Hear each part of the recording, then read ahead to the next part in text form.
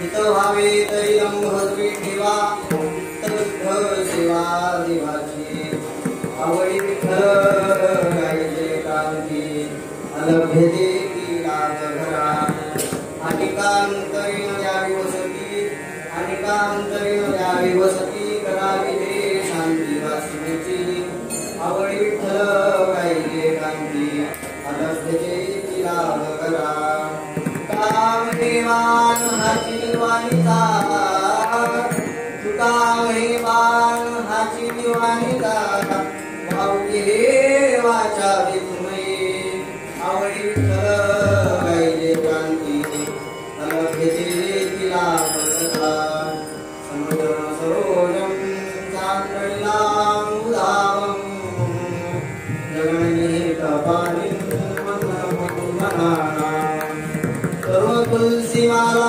बंधरं कण्ठनेत्रं सदैव लहासं विठ्ठलं चिन्तयामि विमुखे नादं चरन्तं ध्रुवन्तं स्वयं लीलयामोपवेशं गदा प्रवाहमण्डकालिङ्गनं चारुहासं परमं हरिं भजे पाण्डुरङ्गं पाण्डुरङ्गाकरूपं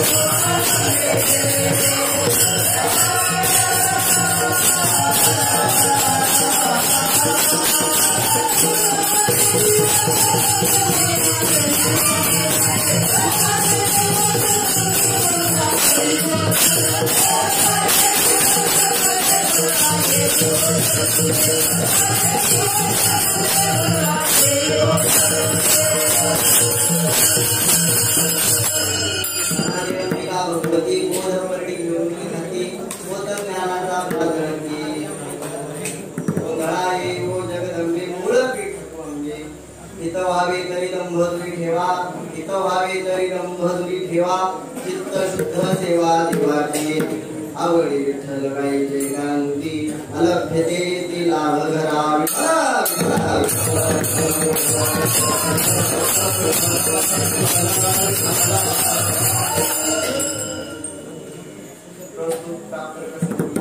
चिंतनाला सुरुवात करण्याच्या अगोदर थोडासा परिणाम कारण द्यायची काही गरज नाही कारण सगळ्यांना माहिती आहे बाबांनी किती अभंग दिले कोणते कोणते दिले आणि सगळ्या आठीच्या आठी अभंगाचे चिंतन तुमचे बसले आहे त्याच्यामुळे तुम्हाला परिहार द्यायची काही गरज नाही मग चिंतनाला सुरुवात करण्याच्या अगोदर निवृत्ती दादा महाविष्णूचा अवतार ज्ञानोबा ब्रह्म देव असणारी सोपान काका आणि आदिशक्ती असणारी मुक्ताबाई आणि नामदेवराय यांच्या परीक्षा घेण्याचा अधिकार यांना प्राप्त झाला संत परीक्षक असणारे वैराग्याचे महामेरू श्री क्षेत्र ते निवासी काकांच्या जन्मी साष्टांग दंडवत घालू बाबांच्या जन्मी साष्टांग दंडवत घालू ते तुकोबाराय नाही परंतु आजच्या काळातले तुकोबाराय आपल्याला जवळ आहे त्या तुकोबारायांच्या चरणावर साष्टांग लोटांगण घालू आणि सेवेला सुरुवात करू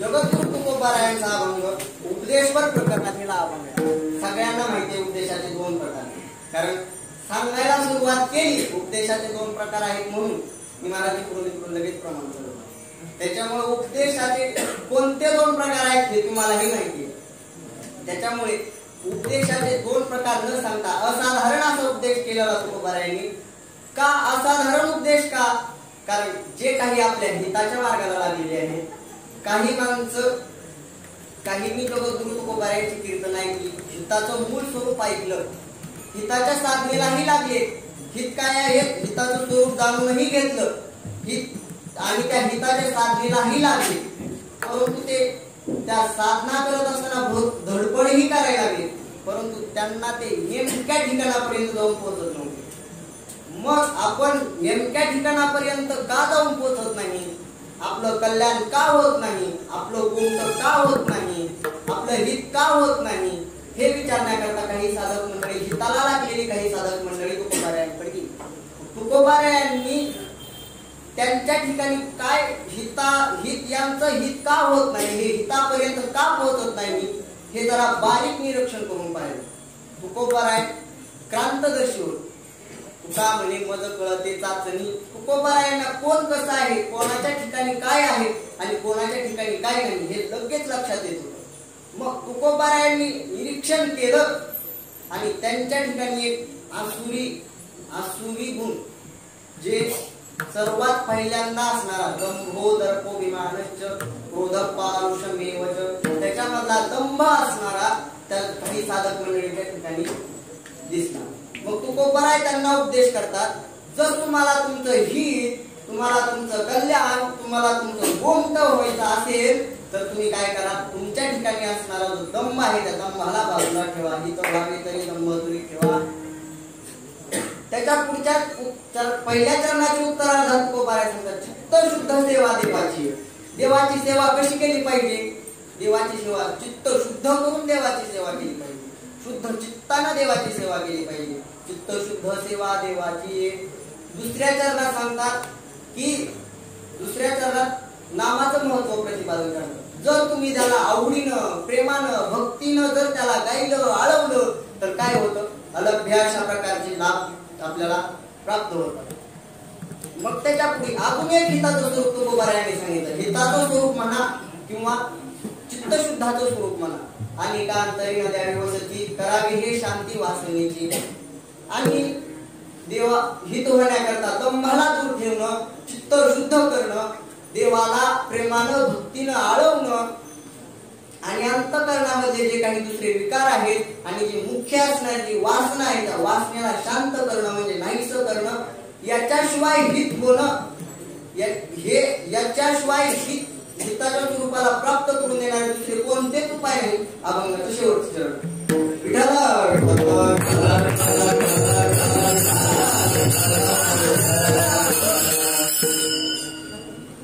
मग आता नेमकं हिताचं स्वरूप काय हे आपल्याला पाहिजे. हित व्हावे तरी दंभ दूर ठेवा. दंभ दूर ठेवायचा, पण नेमकं हिताचं स्वरूप काय आहे? हित ते करावे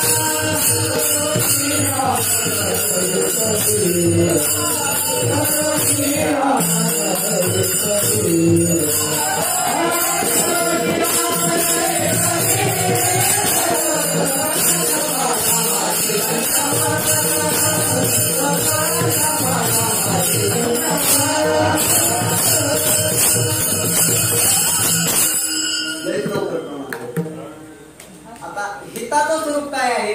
आता हिताचं स्वरूप पाहायचं म्हणजे तर प्रत्येकाच्या मतानुसार प्रत्येकाचे काय आहे? हिताचे स्वरूप वेगवेगळे आहे. आता संसारिकाच्या मतानुसार हिताचं स्वरूप काय आहे? संसारिकाच्या मतानुसार हिताचं स्वरूप असं मानलं जातं, वाढावे संतान, गृही व्हावे धनधान्य. आपल्या घरी भरपूर अशा प्रकारचं धनधान्य असावं, पैसा असावा, द्रव्य असावे, आपल्याकडे गाडी असावी, बंगला असावे, आपल्या हाताखाली कमीत कमी 50-60 विद्यार्थी शिकण्याकरता असावे. अशा प्रकारचं संसारिकाचं काय आहे? हित आहे. आता एखादा समजा लग्न न झालेला, त्याला असं वाटतं की आपल्याला एखादी सुंदर पत्नी भेटावी,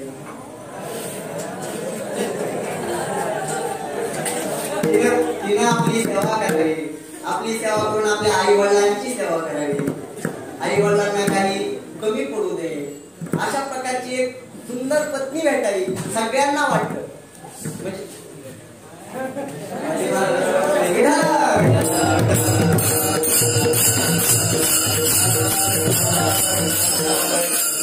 तर ती सुंदर अशा प्रकारची पत्नी भेटलं की त्याला काय वाटतं? आपलं हित झालं, आपलं कल्याण झालं.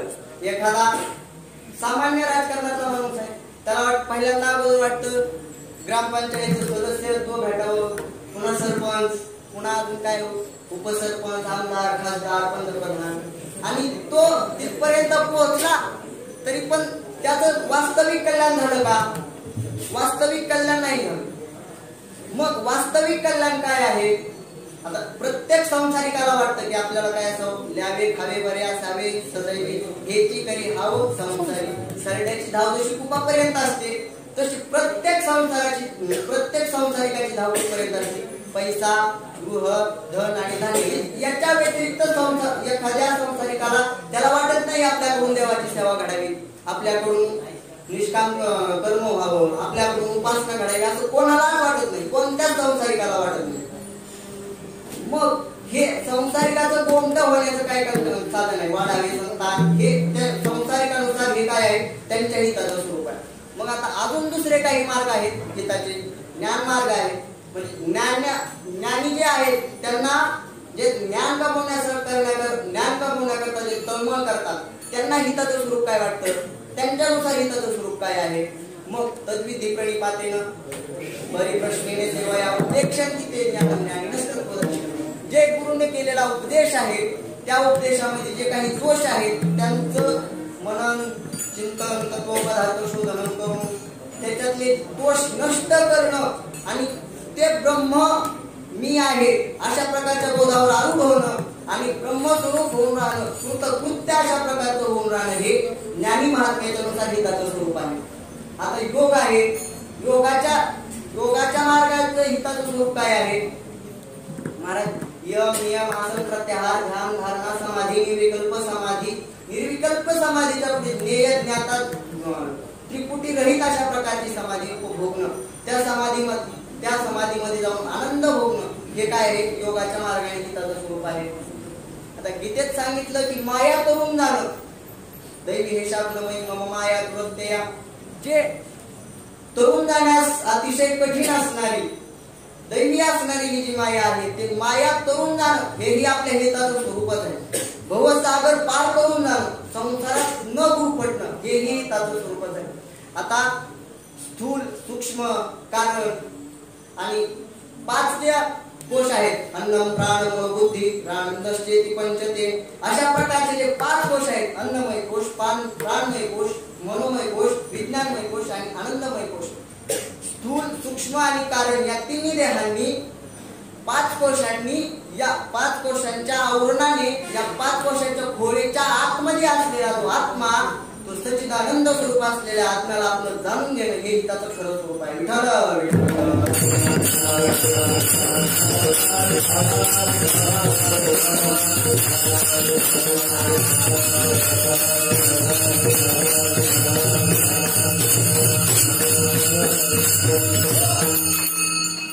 त्या आत्म्याला जाणून घेणं, चित स्वरूप असलेला तो आत्मा मी आहे, सच्चिदानंद स्वरूप असलेला आत्मा मी आहे, आनंदमय असलेलं ब्रह्म मी आहे, हे काय आहे आपल्या हिताचं स्वरूप आहे.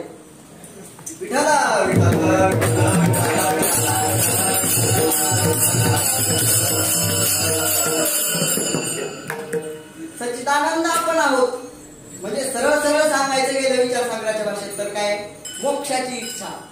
आता मोक्ष कशाला म्हणतात हे सांगायला गेलं तर सगळे खरं, म्हणजे आत्यंतिक दुःखाची निवृत्ती आणि परमानंदाची प्राप्ती हे काय आहे आपल्या मूळ, म्हणजे जे खरं हिताचं स्वरूप त्याचं काय आहे, हिताचं स्वरूप आहे.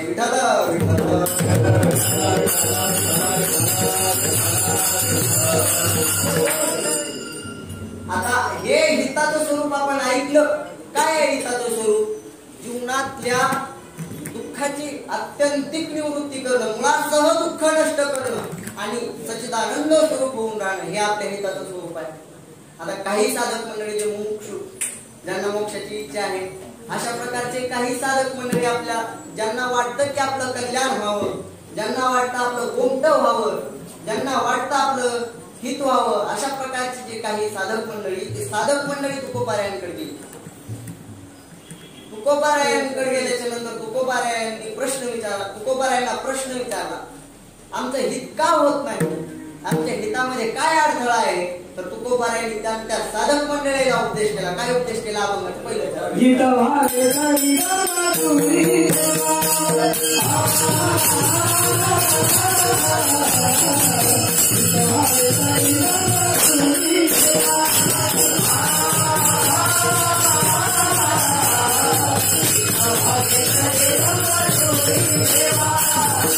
Thank you.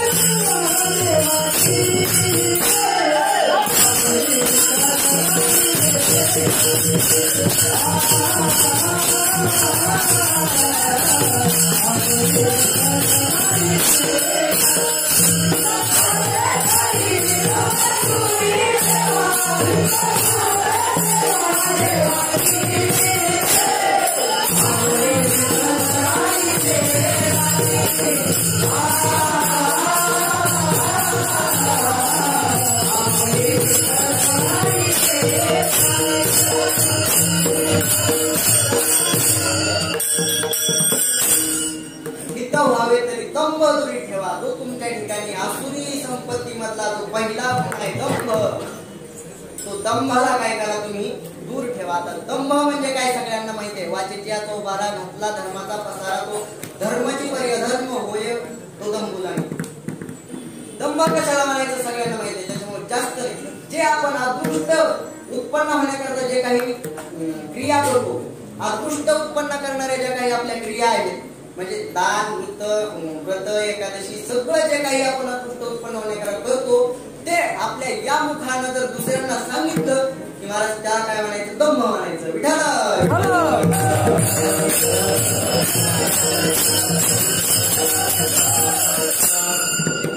दंभ. मग आपल्याला हित व्हावं वाटत असतं तर दंभाला काय करा, न करी दंभाचा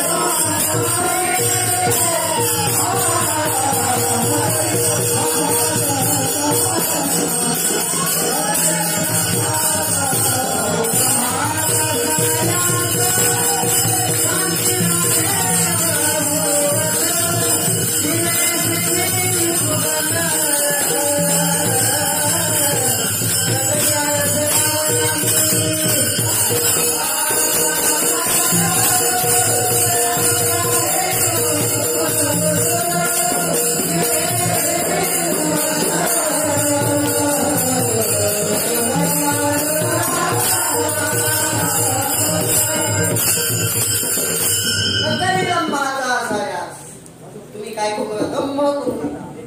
जर तुमचं कल्याण व्हावं असेल तर तुम्ही काय करा, दंभाला बाजूला ठेवा. आणि आता देवाची सेवा, कशी देवाची सेवा करा, चित्त शुद्ध करून देवाची सेवा करा. जर आपलं चित्त शुद्ध झालं नाही तर आपण काहीही देवाची सेवा करा, देवाची सेवा देवाला प्राप्त होतच नाही. पैसे चित्त शुद्ध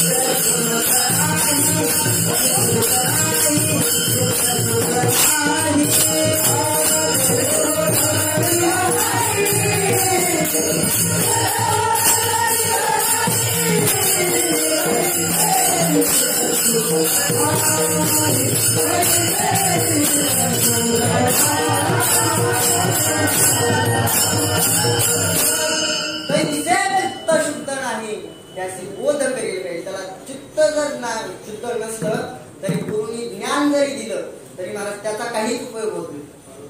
मग जर आपल्याला खरंच वाटत असेल की आपलं चित्त शुद्ध व्हावं, आपल्याकडून देवाची सेवा व्हावी, तर काय करावं? चित्त शुद्ध करावं.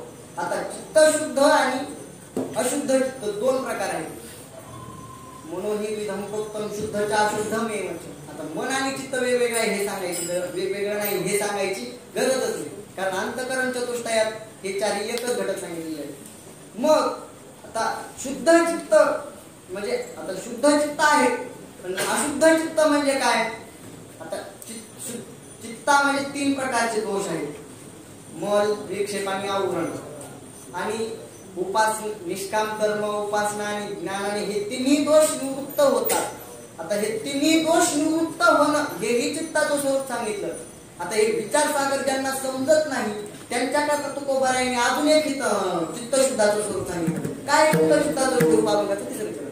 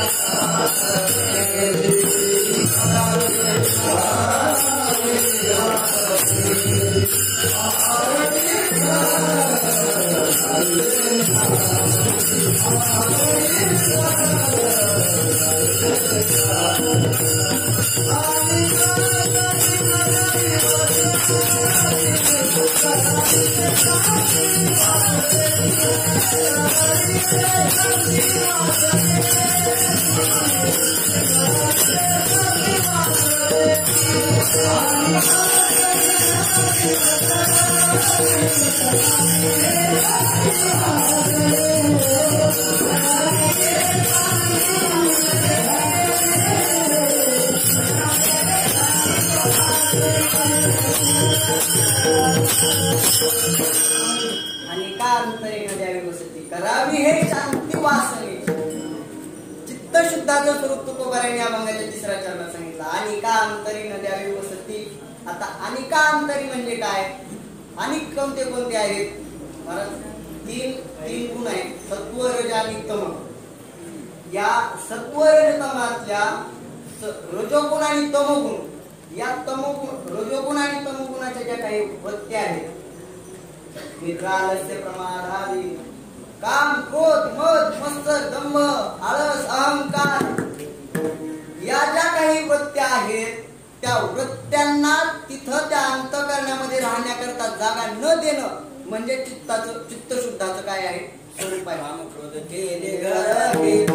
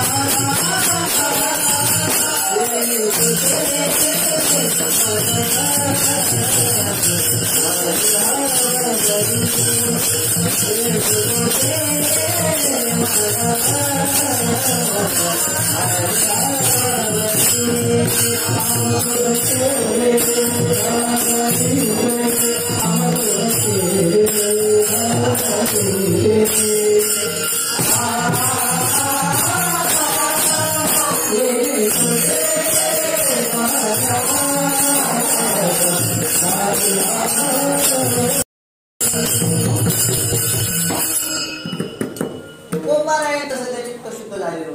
ज्यांना ज्ञान उपासना कर्म हे करणं म्हणजे आता वाटतं, डोक्याला ताण वाटतं ना, त्यांना सरळ सरळ नामस्मरण करायचं, देवाचं चिंतन करायचं. महाराज तुकोबाराय कुठं जाऊन ज्ञान उपासना हे कुठं जाऊन करत नव्हतं, फक्त तुकोबारायने काय केलं, नामस्मरण केलं. पण त्याचं इतकं चिंतन करावं लागतं, इतकं चिंतन करावं लागतं की तत्स्वरूप होईपर्यंत चिंतन करावं लागतं. त्यावेळेस मला चित्त शुद्ध होतं. मग नुसतं चित्त शुद्ध होत नाही तर मला चित्ताचं चैतन्य होतं, तेवी चित्ताचे चैतन्य झाले. मग तत्स्वरूप होईपर्यंत त्याचं चिंतन केलं ना, मग त्यावेळेस चित्त शुद्ध होतं. नाहीतर मग हे तीन उपाय करायला लागतात. ज्यांना तीन उपाय करणं होत नाही त्यांना फक्त नामस्मरण करायचं. तुकोबारायचं चित्त सुद्धा नामस्मरण शुद्ध झालं. मग चित्त शुद्ध झालं नव्हतं तर काय झालं होतं, ते चित्ताचं चैतन्य म्हणजे दुसरे विकारच तुकोबारायांच्या अंतःकरणामध्ये काही राहिले नव्हते. काम क्रोध बंदी घाणी तुका म्हणे दिले दोन्ही.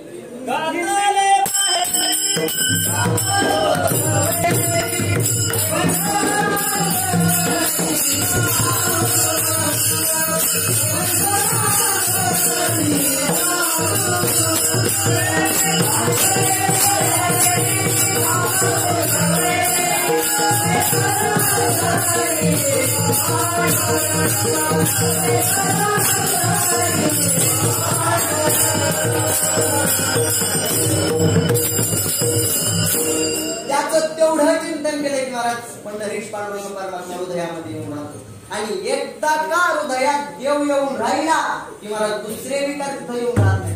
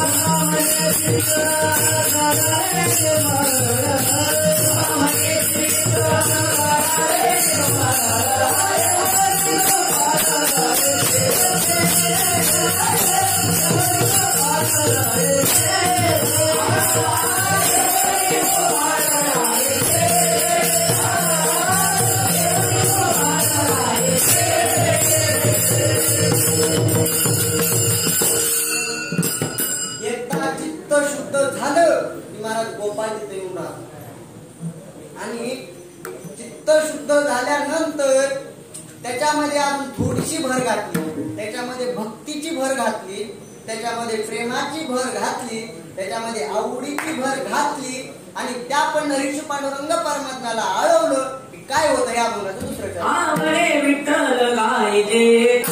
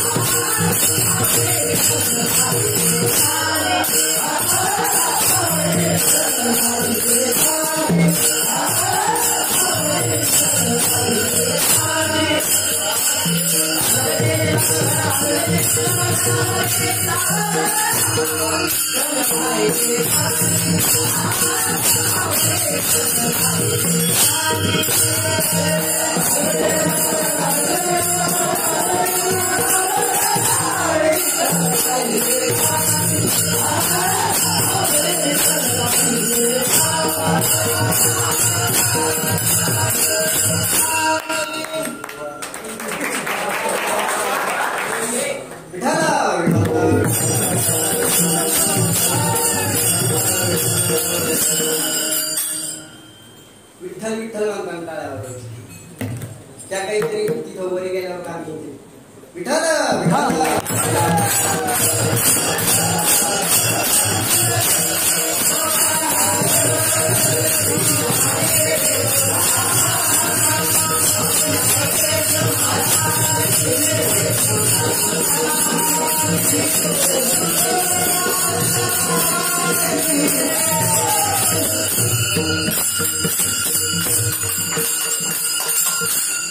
चित्त शुद्ध करून आवडीनं देवाला गायले की काय होतं? अलभ्य अशा प्रकारचे लाभ प्राप्त होतात. अलभ्य म्हणजे प्राप्त करण्यास कठीण अशा प्रकारचे आपल्याला लाभ प्राप्त होतात. आता अलभ्य अशा प्रकारचे लाभ कोणते आहेत? मोक्ष अशा प्रकारचा अलभ्य लाभ आहे. मग तो सध्या लाभ आपण देवाचं आवडीनं भजन केलं की तो सध्या लाभ काय होतो? प्राप्त होतो. ज्या मोक्षाकरता वेद सांगतो की ज्ञानाशिवाय दुसरा कोणताच उपाय नाही.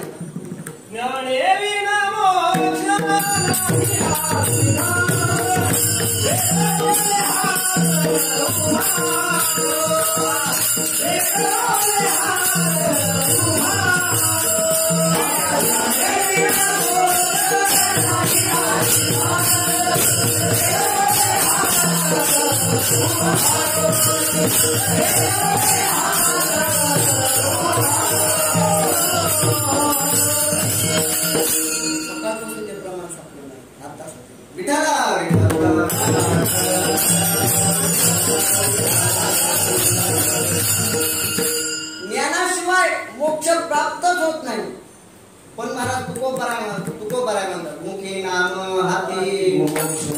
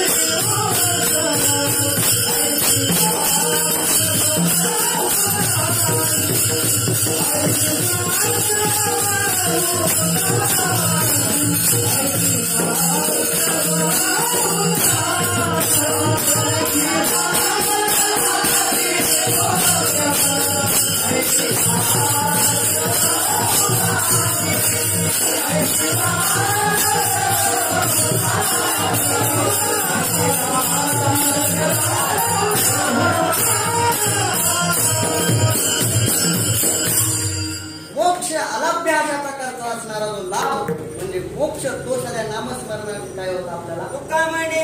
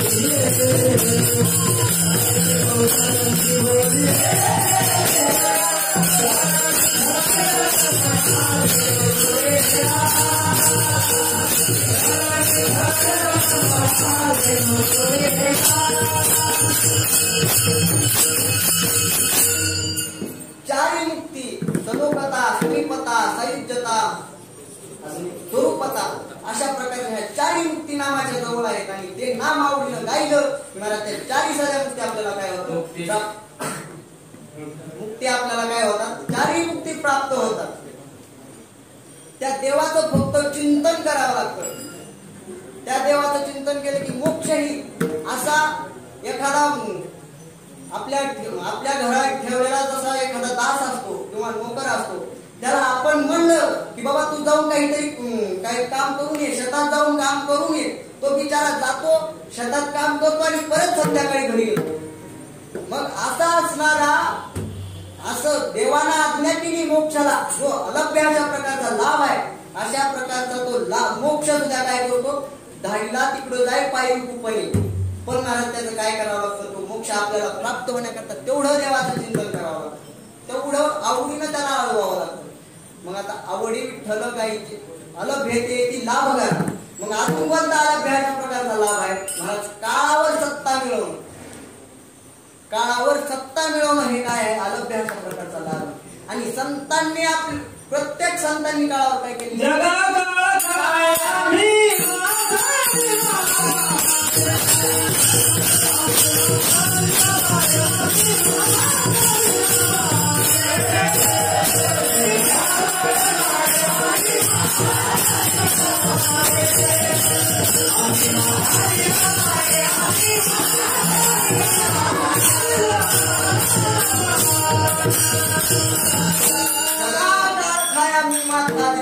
कशाचं बळ आहे, नामस्मरणाचं बळ आहे.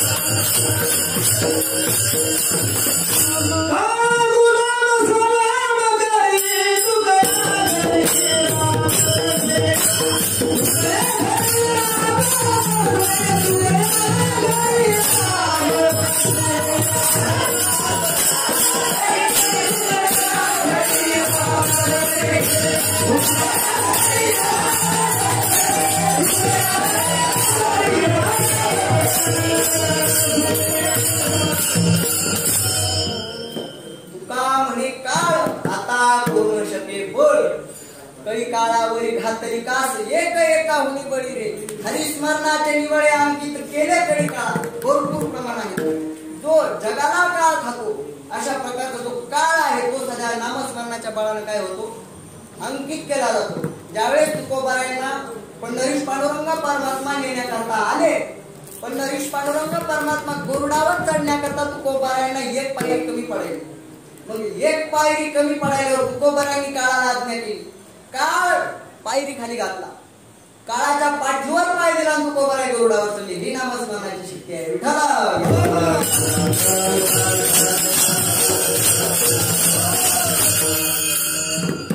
अलभ्य अशा प्रकारचा लाभ आहे काळावर विजय मिळवणं. आता प्रत्येकाच्या मनानुसार कुणी वैराग्य सांगितलं, कुणी परमात्मा प्राप्ती होणं सुद्धा अलभ्य अशा प्रकारचा लाभ सांगितलेला आहे. अलभ्य अशा प्रकारचा लाभ आहे, परमात्मा सहजासहजी प्राप्त होत नाही. मग काळावर विजय मिळवणं, मोक्ष प्राप्त करणं, वैराग्य प्राप्त होणं, भगवंताची प्राप्ती होणं हे अलभ्य अशा प्रकारचे लाभ आहे. पण आवडीने गायल्यानंतर ते सध्या प्राप्त होतात.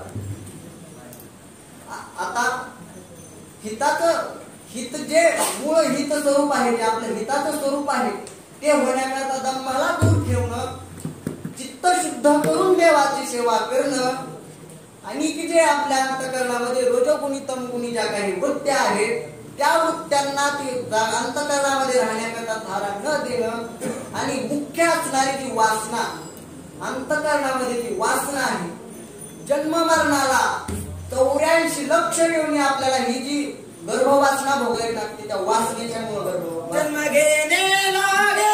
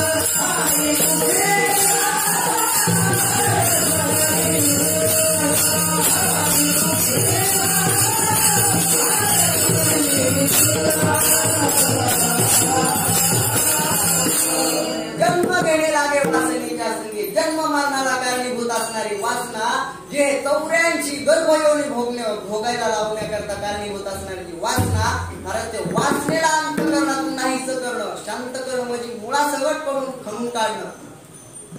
आशाहीचं मूळ खणून काढावी तेव्हाची गोष्ट चालू व्हावे ते. मग ह्या आशेला वासनेला मुळासकट खणून काढणं म्हणजे हे काय आहे? चित्ताचं स्वरूप, चित्त शुद्धाचं स्वरूप आहे. आणि चित्त शुद्ध झाल्याच्या नंतर आवडीनं भक्तीनं त्याला गाणं हे तर काय आहे? आपल्या हिताचं स्वरूपच आहे. आणि याच्याशिवाय दुसरा कोणताच उपाय नाही आपल्या हित प्राप्त होण्याकरता. अभंगाचं शेवटचं